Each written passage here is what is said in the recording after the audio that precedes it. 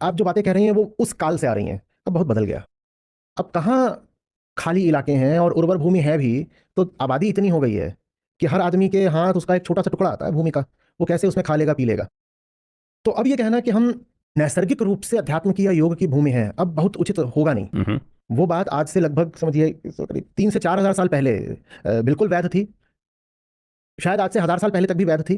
पर आज वो बात वैध नहीं है। आज यदि हमें योग को पाना है तो संयोग से नहीं, संकल्प से पाना होगा। 150 करोड़ हमने लोग अपने कर लिए हैं, और 150 करोड़ तो हम मात्र भारत की बात कर रहे हैं। जिस भूमि पर वेद उतरे थे उसमें तो वो अफगानिस्तान भूमि तो बहुत पाकिस्तान सारी और पाकिस्तान सब अफगानिस्तान हो गई है। तो सबको अगर आप मिला दें तो कितने हो जाएंगे? ये हो जाएंगे 200 करोड़ हो जाएंगे, 200 करोड़ 200 करोड़ हो ज्यादा जाएंगे। हो जाएंगे बल्कि, और हाँ अगर हाँ मोटा मोटा एस्टिमेट हाँ बांग्लादेश वगैरह सब मिला लिया हाँ जाए। तो अब वो नहीं है कि उर्वर भूमि है और मलय पवन है और सब कुछ अपने आप हो जाता है। कहाँ होता है? आप आम भारतीय की जिंदगी देखिए, हम्म। कितना संघर्ष है, कितनी मेहनत है। उस मेहनत से मिलता कुछ नहीं है, भले ही वो अंधी मेहनत हो, बस उससे 2 रोटी का जुगाड़ होता हो, लेकिन आम भारतीय बहुत मेहनत कर रहा है बेचारा।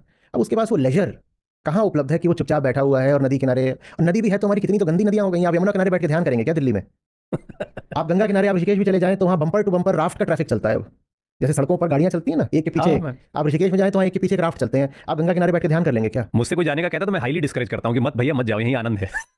आज से 10 साल पहले तक भी ऐसा नहीं था। मैंने वहाँ न जाने कितनी बार शिविर करे हैं, कितने लोगों को उपनिषद पढ़ाए हैं, और बड़ा सुंदर होता था। मैं सबसे कहा करता था कि हिमालय पर आकर, और विशेषकर गंगा या और ऊपर भगीरथी किनारे बैठ करके वेदांत और गहराई से और सहज ही समझ में आ जाता है। ऐसा लगता है कि हाँ, बात तो ठीक ही है। जो भीतरी अहंकार का विरोध होता है उतना नहीं उठता है, कुतर्क उतने नहीं उठते हैं। ये सब हुआ करता था। उन जगहों की 10 साल के अंदर अंदर भयानक दुर्दशा हो चुकी है, बिल्कुल उनका जो। तो कैसे हम कहते हैं कि हम अब सहज रूप से योग की या अध्यात्म की धरती हैं, उर्वरा भूमि है वो या तो। उर्वरा भूमि है? क्या उर्वरा भूमि है? पंजाब जो क्षेत्र है वो आर्यों का बड़ा पसंदीदा क्षेत्र था। वहां की भूमि को हमने क्या कर डाला है? यूरिया डाल डाल के यूरिया कर डाल डाल के सफेद हो गई है कई जगहों पर, तो वहां पर मिट्टी कैंसरस। कैंसर है तो कैंसर एक्सप्रेस वहां से चला करती है। तो हम कैसे कहते हैं कि अभी भी भारत की आबो हवा में कुछ है, जलवायु में कुछ है कि जो ज्यादा अनुकूल है आध्यात्मिक प्रगति के लिए? अब ये कहना बड़ा मुश्किल है। घबरा जाएंगे लोग। थोड़ा सा एक ये भी डाल दीजिए कि ये चीजें हैं भी जिसकी वजह से उम्मीद बनती है। उम्मीद इससे बनती है कि इनसे हमारा अपनापन है अभी भी। जी।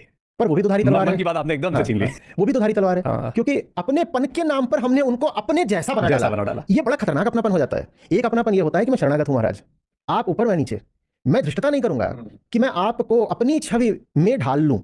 पर अपनेपन के नाम पे हमने क्या करा कि जैसे हम हैं, हमने अपने जैसा ही इनको बना डाला। हमने अपनी सारी मान्यताएं, अपने सारे पूर्वाग्रह, अपनी सारी कामनाएं, अपनी सारी कहानियां उनके ऊपर ही आरोपित कर दी हैं। तो ये अपनापन भी गड़बड़ हो जाता है। तो ले दे करके बड़ा इस समय संकल्प चाहिए अगर किसी भारतीय को वास्तव में आध्यात्मिक होना है।